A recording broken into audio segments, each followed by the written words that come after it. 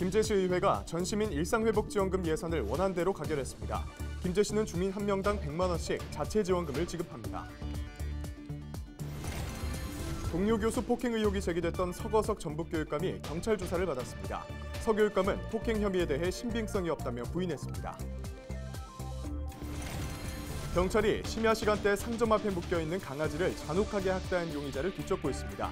경찰은 피의자를 특정하면 동물보호법 위반 혐의로 입건할 방침입니다. 모텔을 돌며 수백만 원대 그래픽카드를 훔친 10대 일당이 붙잡혔습니다. 이들은 지난달 29에서 30일 모텔 두 곳에서 800만 원 상당의 컴퓨터 부품을 훔친 것으로 드러났습니다.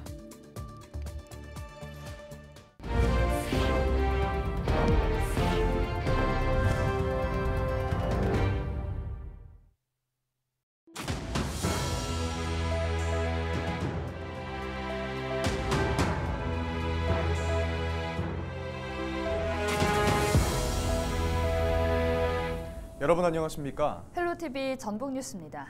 역대 최대 규모인 민선 8기 김제시정의 첫 추가 경정 예산안이 시의회 본회의를 통과했습니다. 관심을 모은 전시민 일상회복지원금 예산은 원안대로 가결됐는데요. 이에 따라 김제시는 주민 1명당 무려 100만 원씩 자체 지원금을 지급합니다. 정명기 기자의 보도입니다. 김제시가 제출한 1,500억 원이 넘는 추경 예산안이 시의회 본회의를 통과했습니다. 가장 큰 관심 사항이던 전시민 일상회복지원금 예산은 원안 가결됐습니다. 그런 이유가 없으므로 심사한 대로 가결되었음을 선포합니다. 시민 1명당 100만 원씩 지급되는 지원금 예산은 무려 811억 원. 재원은 정부가 각 지자체에 나눠주는 보통교부세 등을 통해 마련했습니다. 시민 8만여 명에게 선불카드 형태로 지급될 예정입니다. 김제시는 다음 달 2일부터 11월 말까지 주소지 읍면동 행정복지센터에서 접수할 계획입니다. 9월 2일부터 전 시민을 대상으로 일상회복 위로금을 지급할 계획입니다. 시민의 복지 향상과 지역경제 활성화에 큰 도움이 되어 시민에게 이루어질 수 있으면 감사하겠습니다.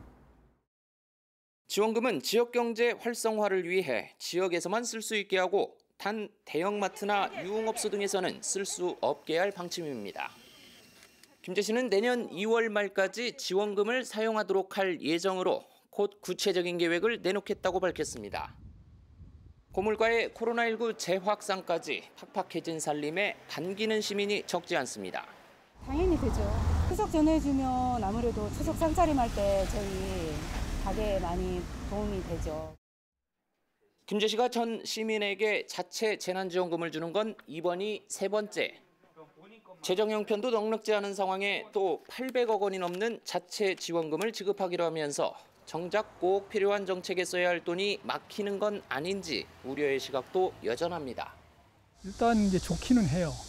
일단 받으면 그렇지만 한편으로는 금액 자체가 김제시로서 이제 엄청난 큰 금액이잖아요. 그러면 저소득층이라든지 좀 이제 그런데 더 이렇게 두텁게 지원을 하고 또 한 가지는 김제시에서 이제 많은 어떤 이런 일들이 있을 텐데 그런데도 좀 이렇게 하는 것이 좋은 것이 아닌가.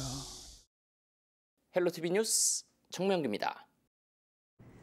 동료 교수 폭행 의혹이 제기됐던 서거석 전북교육감이 경찰 조사를 받고 혐의를 부인했습니다. 서 교육감은 25일 오전 9시부터 오후 2시까지 전주 덕진경찰서에서 허위사실 공표 혐의로 조사를 받았습니다. 서 교육감은 폭행 혐의에 대해 A 교수의 말이 여러 차례 바뀌어 신빙성이 전혀 없다며 부인했습니다. 서 교육감은 제8회 전국동시 지방선거 기간 허위사실 공표에 의한 공직선거법 위반 혐의로 천호성 후보 측에 의해 고발당했습니다. 당시 천 후보 측은 서 교육감이 전북대 총장 근무 시절인 지난 2013년 동료 교수를 폭행한 사실이 명백한데도 선거방송 토론회에서 여러 차례 이를 부인했다며 진실 규명을 요구했습니다. 경찰이 심야 시간대 상점 앞에 묶여있는 강아지를 잔혹하게 학대한 용의자를 뒤쫓고 있습니다.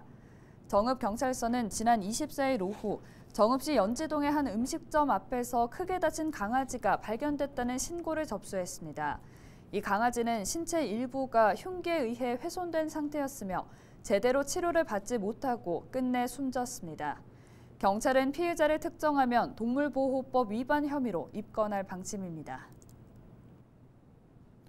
유흥비를 마련하기 위해 모텔을 돌며 수백만 원대 그래픽카드를 훔친 10대 일당이 붙잡혔습니다. 전북 전주 덕진경찰서는 25일 특수절도 혐의로 19살 A군 등 3명을 검찰에 구속 송치했습니다. 경찰은 또 16살 B군을 강도상해 혐의로 범행에 한 차례 가담한 22살 D씨를 특수절도 혐의로 불구속 송치했습니다. A군 등은 지난달 30일 오후 3시쯤 전주시 덕진구 산정동의 모텔 객실에서 200만 원 상당의 컴퓨터 그래픽카드를 훔쳐 달아난 혐의를 받고 있습니다. 조사 결과 이들은 지난달 29일에서 30일 전주 지역 모텔 2곳에서 800만 원 상당의 그래픽카드 등 컴퓨터 부품을 훔친 것으로 드러났습니다.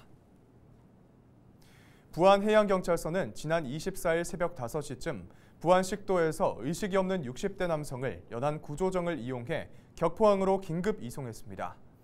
해경은 A씨가 호흡과 맥박은 있지만 동공반사가 없는 의식불명 상태로 대형 병원 진료가 시급하다는 식도 보건지소장 신고를 받고 출동해 119 구급대에 인계했습니다.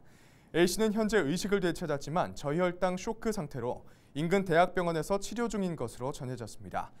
부안해경 관계자는 신고 당시 날씨가 나빠 헬기 운항이 불가능했다며 경비 함정 급파 이유를 설명했습니다. 남의 차량에서 시계를 훔치고 잠든 러시아 출신 취객이 경찰에 입건됐습니다. 남원경찰서는 절도 혐의로 러시아 국적의 A씨를 불구속 입건해 조사 중이라고 밝혔습니다. 술에 취한 A씨는 지난 23일 새벽 3시쯤 남원시의 한 골목에 주차된 B씨 소유의 승용차에 들어가 시계를 훔친 혐의를 받고 있습니다. 그는 범행 후 그대로 차에서 잠이 들었다고 경찰은 전했습니다.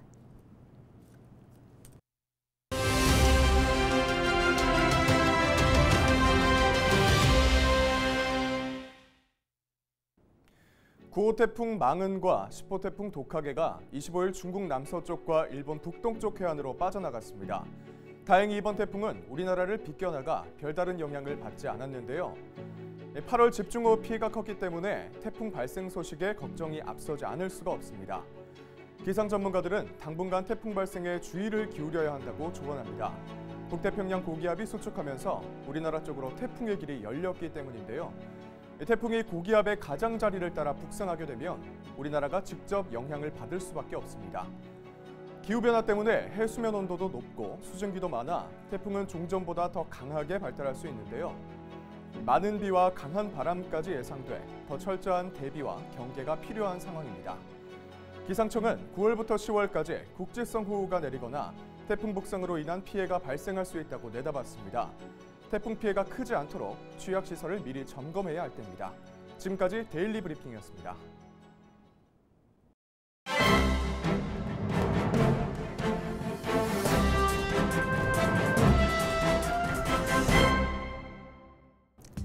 신문브리핑 전북일보 기사입니다. 지난 2018년 서남대 폐교에 따른 대안으로 논의되기 시작한 남원 공공의대는 이르면 올해 개교를 목표로 추진됐는데요. 그러나 의사단체의 반발과 전북이 가지고 있는 정치적 파워의 한계로 공공의대 설립을 위한 법안은 상임위조차 통과하지 못한 상황입니다. 급기야 20대 국회에선 법안이 자동 폐기됐고 21대 국회에서도 법안 통과와 관련한 기본적인 논의조차 실종되는 등 우려는 현실에 가까워졌는데요. 윤석열 정부가 남원 공공의대 설립에 부정적 입장을 내비친 이후엔 현안 해결에 먹구름이 더욱 드리워졌습니다. 전북 정치권은 이 같은 비판을 의식해 21대 국회 후반기를 맞아 꺼진 동력에 다시 불을 붙였습니다. 정부와 국회 내부 분위기에도 변화가 일어났는데요. 공공의대를 둔 정치권의 출혈 경쟁으로 모든 지역이 피해를 보게 되자 정부와 국회 내부에서 서남대 정원 49명을 활용해 전북을 시작으로 공공의료 양성을 확대하자는 목소리가 설득력을 얻었기 때문입니다. 보건복지위 민주당 간사였던 민주당 김성주 의원은 정무위원회에서 공공의대 설립을 위한 국무조정실 핵심 관계자의 답변을 최근 이끌어냈는데요. 공공의대법을 발의한 국민의힘 이용호 의원은 여당이 현안의 발목을 잡지 않도록 보건복지위 위원들을 설득하고 있는 것으로 알려졌습니다. 지금까지 신문브리핑이었습니다.